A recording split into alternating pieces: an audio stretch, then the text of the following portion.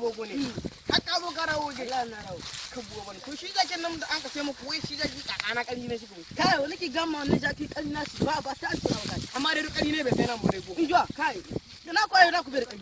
amma bakar na ku tunne an kaza mashi ari jarka uku na kaza mai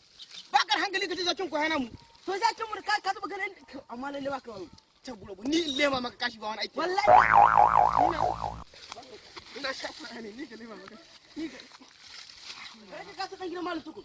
wai da yanzu daga zan kwana da ekolo ya sha da makami jakin tunana kuma na ga mai ni jakin mana har ma kamar ta zuba ki hanna ba shi kashi yanzu shi wani yaro na da na zai saka bai san na ba ya azawar ne ta kai wajen baza ni ki sha ni kira maka jakin na su kamar dai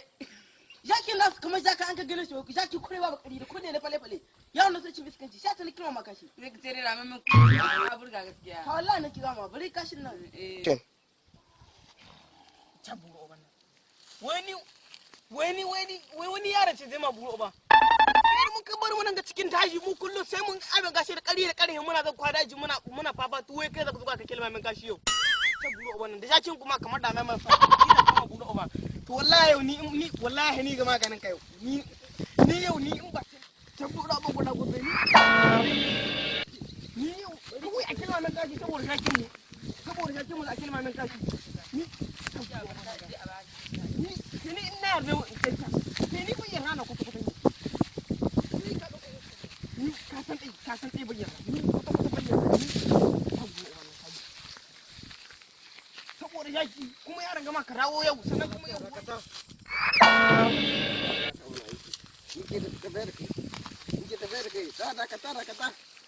aboka ni tsoratar da ni ma kake dakata ba wani abu za mu yi boka da ni ne to ina kace wallahi tsoron dakata ka gaya mana muke tafe da kai dakata to boka ka dakata kai ma daga nan dakata na so abin da ke tafe da kai shi kai ma ka sani magana ka kai da dan malam da kun kai fada wallahi ni kike so ai mai ni kawai ni buri na kawai abin da naka sa ai ma dan malam hudu go kawai ni suna naga kawai a haukatan min da shi kawai shi rigice kawai shi bidaji ma haka nan ni buri na kawai to ba da lalle ka zo ne yanzu ba malam boka nawa na za a bayar na aiki kawai yanzu abin da zaka ba su a kai ka ba da kawai in aiki ya tabbata sai ka ba da sauran kuɗi to ba matsala insha Allah na gode fa boka na gode ai ya fi gona kina mu wannan kai kina mai kashi da dawo ka masoya masu kallon mu a kowane lokaci a yanzu dai muna ɗauke da muku sabon shiri mai suna sirrin rayuwata kuma shi zai dinga zuwar muku a duk ranar asabar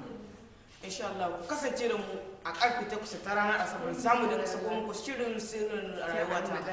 ba tare da wata gaggauta ba ku shiga HDorai TV a can ne za ku dinga samun fim din sirrin rayuwata episode 1 har episode 2 zuwa dai ci gaba shi dai gabaki da za ku dinga ganin za ku samu ci gaba insha Allah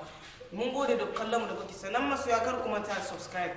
sannan kar ku manta da share da comment din ku kuma duk mun gode da wannan gudunmawar kuke bamu akan wannan shirin namu na sirrin rayuwata insha Allah na gode